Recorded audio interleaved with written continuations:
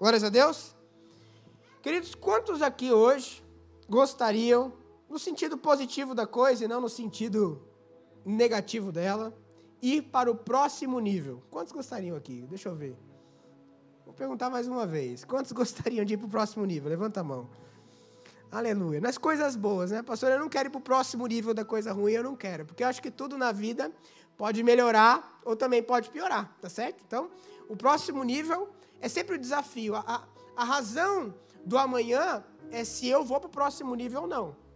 Concorda comigo? Porque a partir do momento que eu acordo sem expectativa do próximo nível, significa que de alguma forma eu estou doente. A minha alma está doente. Isso é muito interessante, porque as guerras de um bom tempo para cá, eu estava lendo um artigo, as armas que foram feitas não foram feitas para matar. Porque a que é para matar é a bomba, já mata e elimina.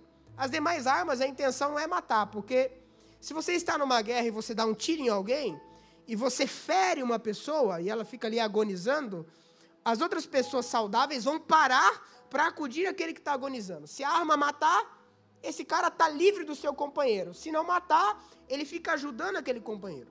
Eu não sei quantos de vocês imaginam, mas às vezes o ferimento atrapalha mais que a morte. Porque se algo morreu, você enterra e resolve. Agora o ferimento empaca muita coisa da tua história, da tua vida, da tua existência. Todos aqui passam por dificuldades ao ponto que um belo dia acorda, está com uma dor na perna e não consegue andar direito, não consegue respirar de noite. Muita gente tem, por causa do ar-condicionado, tantas coisas, aquela rinite, alguma coisa assim, que dificulta você ter uma boa noite de sono. São vários fatores físicos que impedem você de ter uma vida normal. E isso, basta um dia você não dormir bem, ou dormir de mau jeito, aquele torcicolo aqui, você fica assim que não consegue virar, você perde o prazer de fazer algumas coisas na sua vida. Acontece que nós damos bola mais para o físico. Quando você está bem fisicamente, você levanta, você vai, você corre, você faz um monte de coisa. Agora, muitas vezes nós estamos com brechas dentro da nossa alma e a nossa alma está ferida. Você vai para o trabalho, mas a sua alma está com dor na perna. Você vai para o trabalho, você vai relacionar com qualquer outra pessoa e a sua alma está com torcicolo. Você vai se falar qualquer coisa, vai se inteirar de um assunto e a sua alma está ferida. E se ela não é recuperada, dependendo do que ela escuta, ela piora. Porque existe um tratamento para a alma. E eu quero te falar hoje que esse tratamento é Jesus, que pode mudar a tua estrutura. A Bíblia diz que Ele é o autor da nossa fé, o maravilhoso, aquele que tem controle do dia, da noite, pode tocar o nosso coração e, aliás, está à porta batendo para entrar na nossa alma e fazer a boa diferença. Entrar dentro de nós, transformar o nosso choro em alegria. Foi para esse propósito que Ele veio, para tirar as vestes de luto e poder fazer com que nós tenhamos um ano aceitável, um ano abençoado, uma história nova. Nós sabemos que, muitas vezes, né, nós vivemos tristes, tendo a maior arma do mundo, que é Jesus, para mudar a minha vida e a tua vida. E o que eu quero dizer com isso? Eu quero dizer que é impossível você ir para o próximo nível, para o próximo degrau, se a sua alma está ferida. Sabe que esse próximo nível, esse próximo degrau que a gente tanto fala, ele requer de nós uma habilidade sensacional. Sabe qual que é? A habilidade de ser livre. A Bíblia diz que uma das características daqueles que recebem Cristo Jesus é que eles começam a ser livres. E a Bíblia diz que foi para a liberdade que Cristo nos libertou. E o conselho, ele diz: permanecei, pois, livres. O apóstolo Paulo diz que nós devemos ouvir tudo e reter o que é bom. O problema é que nós estamos escutando coisas, acontecem coisas, pessoas nos ferem, pessoas nos machucam, e aquilo entra e nós retemos o que é ruim e não o que é bom. Ele diz: escuta tudo e retém o que é bom. Ele está falando: ouça tudo, ou seja, o bom e o mal, veja tudo, o bom e o mal. Você vai passar por dificuldades do bom e do ruim, mas da situação, do que você ouviu, do que você viu, pega o que é bom. É o conselho que ele está dando. Porque se você pegar o que é mal, a sua alma se ferirá. A partir do momento que sua alma se ferirá, eu vou dizer, você vai ter sérios problemas para ir para o próximo nível. Então olha para a pessoa do seu lado e diga para ela: o próximo nível é para aqueles que não são ofendidos. O próximo nível é para aqueles que não são ofendidos. É aqueles que decidiram de fato que algumas coisas aconteceram e não tem sentido mais aquilo voltar à tona. É aqueles que sabem que por trás de alguém que está falando alguma coisa tem todo um enredo. É aqueles que sabem que aquela pessoa disse aquilo, aconteceu daquela forma, mas ele está falando ali agora.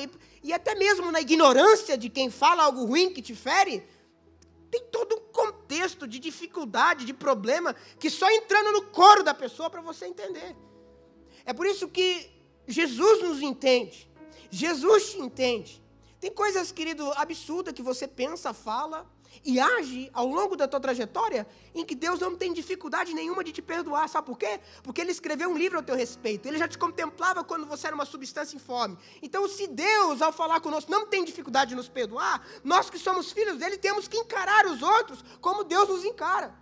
Sabendo que eu não tenho autorização bíblica de discernir alguém de maneira carnal, mas sim de maneira espiritual, ao passo que eu não posso avaliar a pessoa numa atitude, mas eu tenho que entender que existe uma história, existe talvez um dia de trabalho cansativo, existe um problema dentro do casamento, existe um problema com o filho, existe um problema na família, de processos, de tantas coisas, que eu avaliar uma pessoa que agora, e nutrir algo, pegar algo ruim dela, seria injusto com você mesmo e com ela mesmo, porque tem toda uma história envolvida naquilo.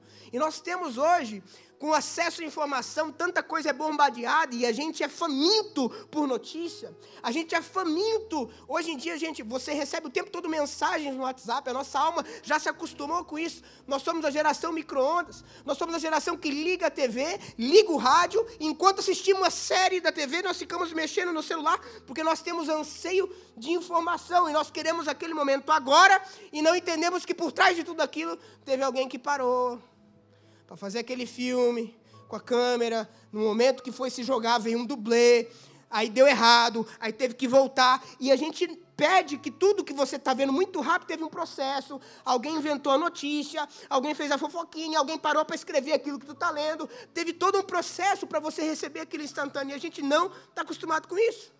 A gente está pegando tudo e botando para dentro. A gente não está fazendo o filtro do reter, o que é bom. E isso, aos poucos, vai ferindo a nossa alma. A Bíblia diz que a janela da alma é os olhos. Então, eu tenho que cuidar muito bem do que eu vejo. Querido, você não precisa nem tirar conclusões de alguma coisa. Só de você decidir ver algumas coisas, eu vou dizer que isso influencia dentro da tua alma. Se você decidir ver coisas erradas todos os dias, mesmo sem ficar tomando conclusão, aquilo é janela da tua alma. Por isso, cuida até o que você vê. Por que quando tem um filho, uma criança, vem uma cena indecente na televisão, você não permite que seu filho veja? Por mais que você saiba que ele não consiga tirar conclusões daquilo. Porque você sabe que aquilo vai afetar ele de alguma forma futuramente. Sabe por quê? Eu vou te contar um segredo. Olha a pessoa do teu lado e fala, os olhos são janelas da alma. Se afeta ele, eu vou dizer que afeta você. Por isso ele está dizendo, ouve tudo, pode ver tudo. Agora retém o que é bom.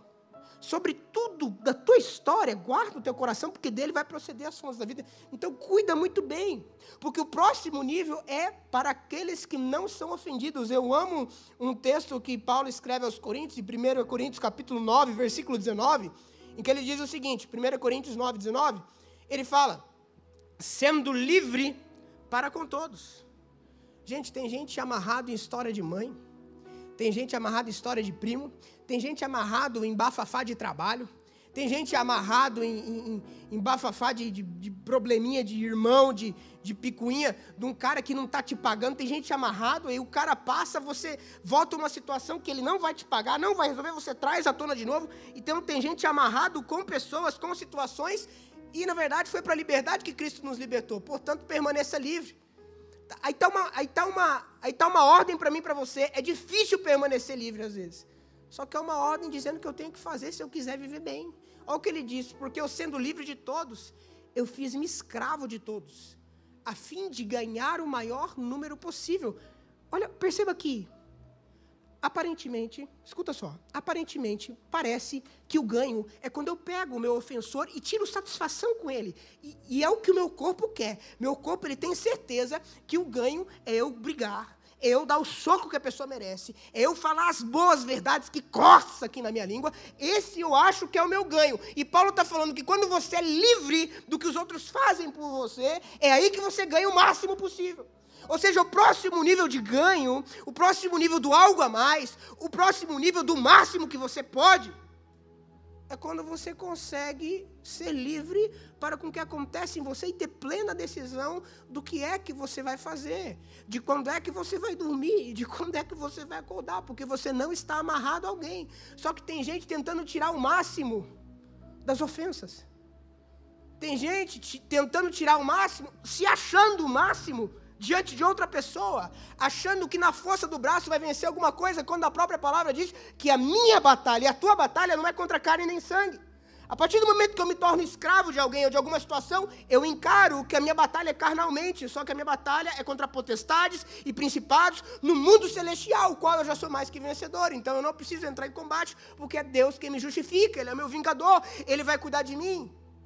Querido, eu fico imaginando se o sonho de Davi e de José fosse alimentar a vingança e ser escravos dos irmãos que o feriram, ser escravos da família que não deu a mínima, ser escravo daqueles que o traíram. Eu fico imaginando como a história deles poderia ser desconhecida. Talvez hoje a tua história está como um desconhecido, e talvez será como um desconhecido, se você não se libertar daquilo que te fere, daquilo que te ofende.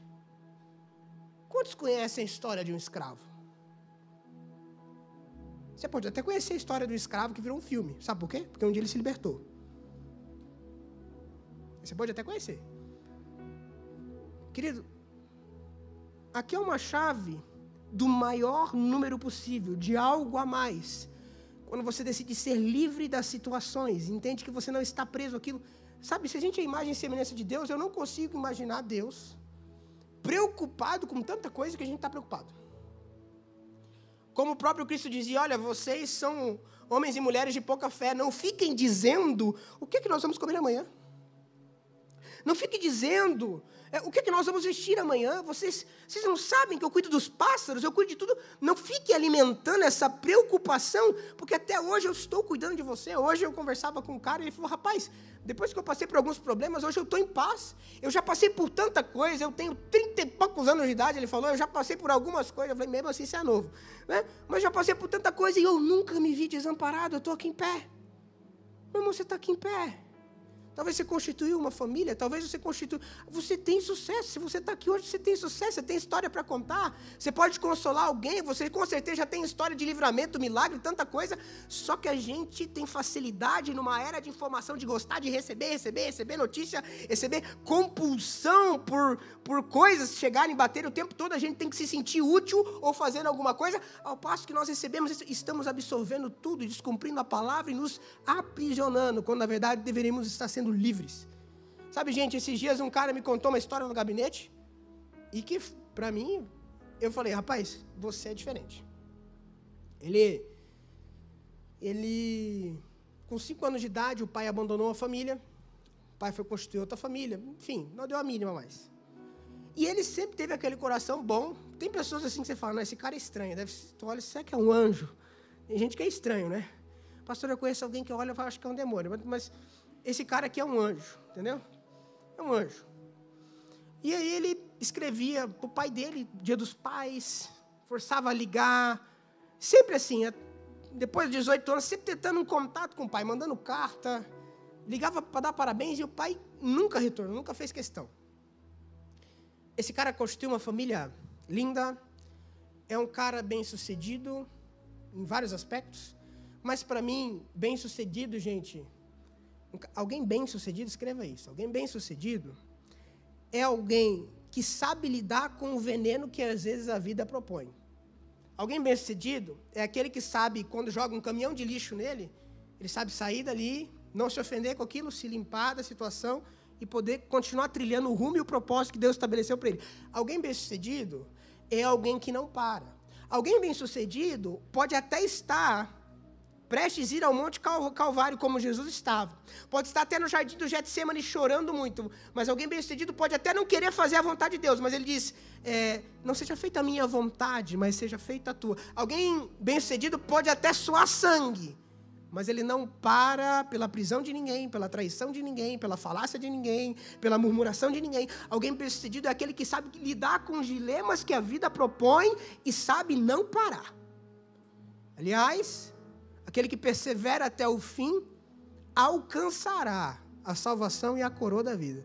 Aquele que perseverar até o fim será salvo.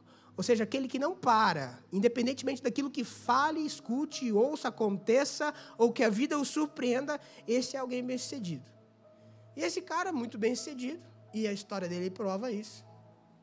Ele, até que muito tempo insistindo nesse assunto, a esposa já falou para parar, porque imagina você tentar contato com alguém, essa pessoa só te ignora, não te dá a mínima, não, é uma situação complicada. Até que com uns 30 anos de idade, ele consegue marcar uma agenda com o pai dele, dos 5 aos 30, 25 anos. E ele vai até o condomínio do pai, muito bonito, virou um homem bem-sucedido. Não, bem-sucedido não, tem dinheiro. E chegou lá, quando ele chega a empregada doméstica, abre a porta e fala, olha, eu sinto muito, mas o fulano de tal, ele decidiu não te ver. Ele não quer te ver. Ele voltou para mim contando a história, e mesmo assim ele não tremia a voz, ele não chorava, nem nada do tipo. Eu engasgava, né, no que ele estava me contando, porque é muito fácil contar aqui, mas na hora vem todo um drama junto. E ele falou, pastor, por mais que uma mãe venha se esquecer do filho que me amamenta, por mais que um pai se esqueça de um filho, qual ele deu um nome, Deus me adotou, eu sei que Deus jamais se esquecerá de mim. Deus jamais vai se esquecer de mim. Meu irmão, aquilo é um grau de liberdade que eu falei, cara, é por isso que as coisas acontecem na sua vida. Cara, é por isso que eu vejo Jesus em você. É por isso que eu sei que o teu sorriso é diferente, porque você tinha todas as razões de tudo, só que você decidiu ouvir tudo, ver tudo, passar por muita coisa, mas você escolheu reter o que é bom. Você decidiu pegar o que é bom da situação. Tem muitas pessoas feridas na alma, que não estão indo para o próximo nível. A alma está...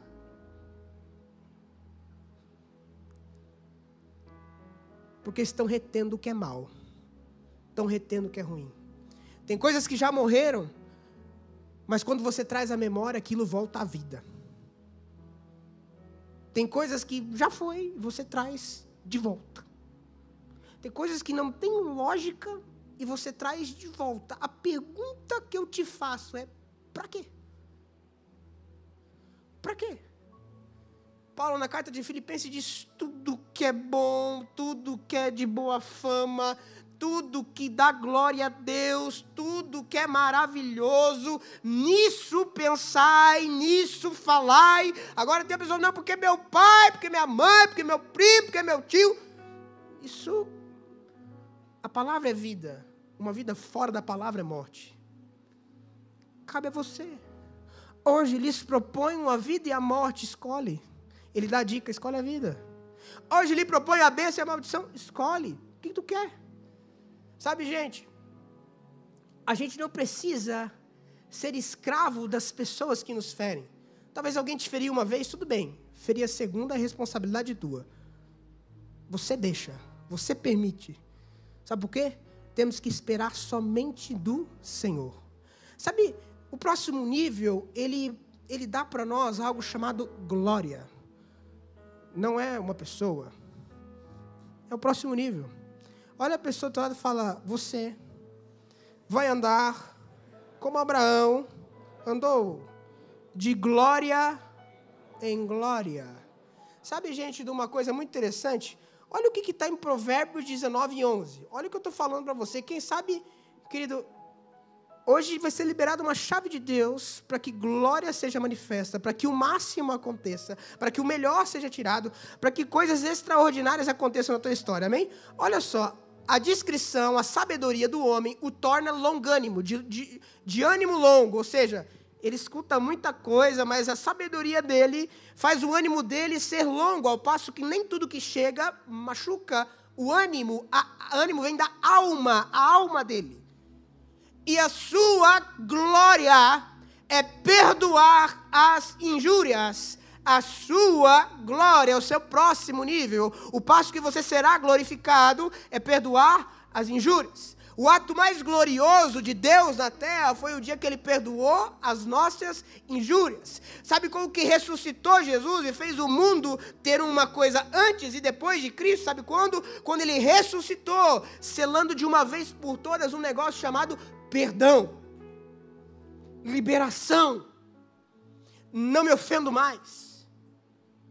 Bem-aventurado aqueles a quem Deus não imputa mais pecado por causa do sacrifício de Cristo Jesus. Quando eu decido carregar a minha cruz, Ele está dizendo: carregue as tuas injúrias e morra, mate elas, aniquile elas, acabe com elas. E veja Cristo nascer dentro de você e veja a glória entrando na tua história. Sendo livre para com todos, fiz-me escravo de todos, para o maior número possível, para o maior resultado. Sabe, gente, existe um próximo nível, mas esse próximo nível é para aqueles que não se ofendem. Se você ficar alimentando a vingança, José não teria chegado onde chegou. Aliás, teve a oportunidade de matar seus irmãos e falou: não mato. Eu não sou Deus para decidir quem vive e quem morre. Ele entendeu que a retribuição da ofensa, a retribuição de quem dá outra face vem de Deus. A retribuição de quem é pedido a túnica e dá a capa também. Ele entendeu que a retribuição vem de Deus. Ele entendeu que a vingança vem de Deus, porque também entendeu que foi perdoado por Deus. Sabe, gente, nós somos imagem e semelhança desse Deus. Esse Deus não tem problema de perdoar. Está aí uma característica linda que Ele quer ver nos filhos dele. Como é bom quando um pai olha e fala: pô, ele está decidindo igual eu. Ele está agindo com o meu ponto positivo.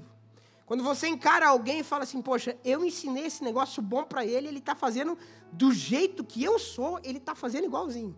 Como isso é maravilhoso de ver. Que teu ensinamento, ele está passando de geração em geração, passando a pessoas. Deus ama isso. Deus ama quando nós assumimos a posição de filho dele, ao ponto que somos imagem e semelhança e começamos a atuar como ele. Eu digo que tem muitas pessoas aqui que viverão o próximo nível. Mas a sua glória do próximo nível está em você esquecer coisas, saber reter o que é bom, guardar o seu coração às 7 chaves, saber o que entra e o que sai, botar o filtro de Deus em cada história que você escuta. A gente tem anseio, você fala para alguém: eu preciso te falar algo. Tem gente que já passa mal. Nós somos totalmente loucos pela informação. Temos que ser malucos também, ao ponto de filtrá-la. E saber o que deve ter guarida em nosso coração e o que não deve ter. Lembranças, saber o que tem que ter guarida em nosso coração e também o que não deve ter. Sabe, gente, eu acho muito linda a história essa história me impactou muito, que está em 2 Samuel, capítulo 12. Eu vou encerrar com essa história. E vou deliberar uma palavra profética na tua história. Eu vou encerrar com essa história e vou deliberar uma palavra na tua vida. 2 Samuel... Cadê o texto? Eu falei aqui, eu fechei aqui, que eu falei que ia encerrar para o povo acreditar, agora eu vou ter que abrir de volta. 2 Samuel 12, versículo 16. Vou ler até o 24. 2 Samuel 12. Fica comigo aqui, é o último texto, e vou encerrar com uma palavra de Deus ao seu coração, amém? Olha o que diz. Buscou Davi a Deus pela criança. Jejuou Davi. Vindo, passou a noite prostrado em terra. Aqui me remete a um momento de dificuldade, um momento de crise, um momento de problema, em que a pessoa está tão desesperada que ela ficou a noite inteira orando para que a situação de saúde mudasse. Aquilo mudasse, se revertesse, para que algo, eu não sei, talvez você tenha algo ruim na sua vida que você quer que mude, você quer que apague, você quer que a sentença seja favorável.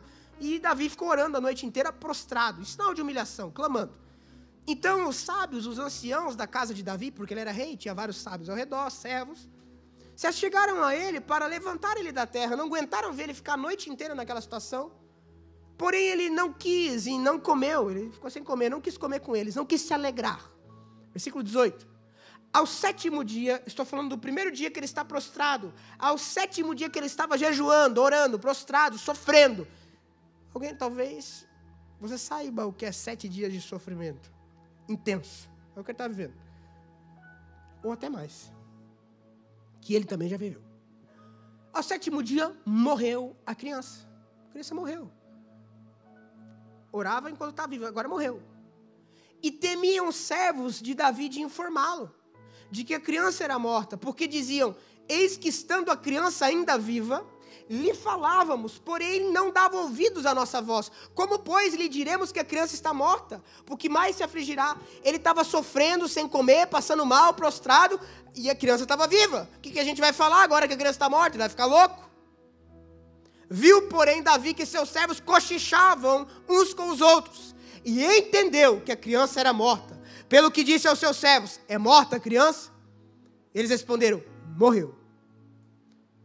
Então Davi se levantou da terra, ou seja, enquanto estava viva, ele estava sofrendo por algo que era real, por algo que estava ao seu alcance, por algo que estava na sua mesa. A partir do momento que esta mesa chamada vida tirou dele, está no passado, já tirou as coisas da vida dele, tirou aqui a vida dele, essa mesa, já não tem mais nada. Ele entendeu que ele não poderia chorar porque não estava mais a sua vida, por aquilo que passou, por aquilo que traria um sofrimento. E ele continua dizendo: então, enquanto estava ali, estava aqui, eu chorei, eu prostrei, eu senti a dor, eu sofri, eu busquei. Então Davi se levantou da terra, lavou-se, passou um perfume, mudou de vestes, porque quando é que você troca de roupa? Porque você está indo para uma nova ocasião, para um novo momento, para uma nova etapa, para o próximo nível. Entrou na casa do Senhor, característica de quem entra: agradeceu, adorou, buscou a Deus, entendeu que agora é na nova etapa, é um novo momento, que o que passou, coisas velhas se passaram, eis que tudo se fez novo, eu vou ser livre para ganhar o maior número possível. E veio para a sua casa e pediu pão. Falou: me dá o que comer, porque eu preciso de força. Porque minha trajetória é longa, eu tenho muita coisa para caminhar, eu tenho muita coisa para fazer, eu tenho que executar muita coisa, me dá pão, que eu preciso de força. Puseram-no diante dele e ele comeu. Versículo 21. Disseram-lhe seus servos: o que você fez? Pela criança viva você jejuou, chorou, e porém, olha aqui, o que é servo? Escravo. Concorda comigo? Mentalidade escrava sempre vai querer que você chore e ache estranho quando você para de chorar por aquilo que morreu. O escravo nunca vai entender o porquê que ele tem que parar de chorar e trazer à tona o antigo, o que já passou. Aqueles que são escravos, servos, têm que responder a alguém, estão acorrentados e não têm independência da própria vida, vão achar estranho quando você não traz à tona algo que deveria ser motivo de luta e sofrimento para você. Toda mentalidade escrava pega o passado e traz à tona e fala: por que você não está sofrendo por isso aí? Por que você não deixou aquela notícia te abalar? Por que você não pega aquilo que já saiu da tua história e bota de novo e começa a ficar prostrado, e começa a ficar sofrendo, e começa a se lamuriar? O servo, ele não entende. Acontece que Jesus, ele veio te libertar para você ser livre. Agora o servo não entende. Em nome de Jesus, tenha a mente de Cristo. Tenha a mente de Cristo, não a mente de servo. Ah, mas ele falou, ou ele está falando? Se ele estiver falando, fala com ele. Se ele falou, acabou. Já era. Mas aconteceu ou está acontecendo? Mas ele pensou. Isso é mais forte, né? Isso aí normalmente, isso aí é umas pessoas estranhas que falam. Ele pensou. Não tem como saber. Ou ele está pensando. Pela criança viva você jejuou e chorou. Porém, depois que ela morreu, te levantaste e comeste o pão. Versículo 22. Quem era Davi? Rei.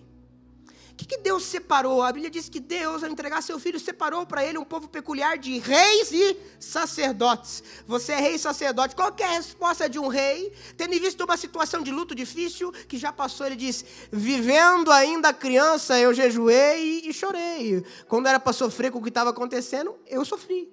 Agora, porque dizia: quem sabe se o Senhor se compadecer de mim, a criança continua viva. Próximo texto.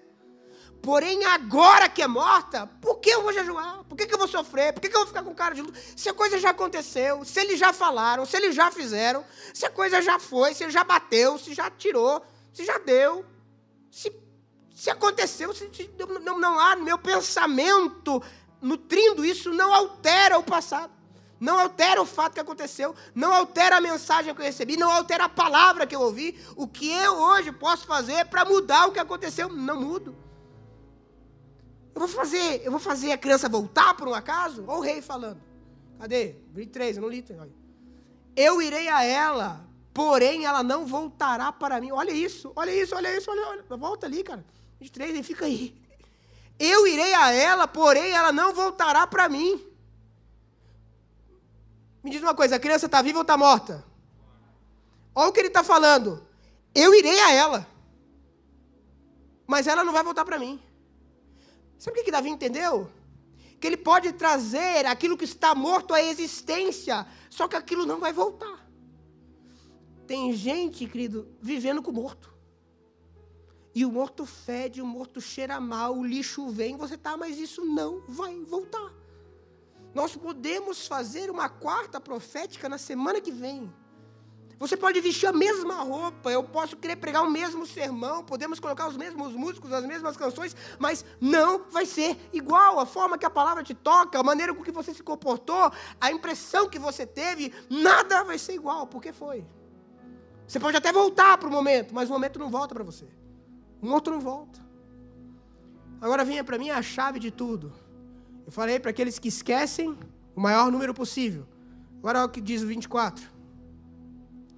Então Davi veio a Betseba, a mãe da criança, consolou-a, como quem diz, amor, morreu, nova etapa, novo ciclo, para de alimentar esse pensamento, é um consolo, deu uma verdade a ela, o consolo ele é feito de verdades acerca da situação, não adianta você chorar, consolou, falou a verdade, e se deitou com ela, teve que ter muita alegria para fazer isso, com luto não faz. Teve ela um filho a quem Davi deu o nome de Salomão e o Senhor amou. Até aí, ponto, acabou. Sabe de uma coisa, querido? Sabe o que é Salomão? Salomão é um homem que pisou nessa terra e a Bíblia diz que não houve um homem antes e nem um homem depois mais sábio que esse homem. Sabe o que eu tenho para dizer para você? Que quando você deixa aquilo que está morto morrer, aquilo que não deve te ferir, não ferir, aquilo que nunca antes aconteceria na tua história acontece, aquilo totalmente diferente que nem antes nem depois virá, vem. Sabe o que é isso? É o próximo nível que Deus tem para você. Deus entrega a Salomão aquilo que nunca antes se viu, nem depois vão se ouvir falar de algo mais extraordinário que foi entregue. Vem, quando você tem a atitude de rei, não de servo, ao passo de entender que o que passou, passou, o que morreu, morreu, e que o próximo nível não se dá àqueles que são ofendidos e buscam o passado como alimento para o agora. Então, no nome de Cristo Jesus, eu quero deliberar uma palavra sobre vocês. Se eu fosse você, eu ficava em pé agora.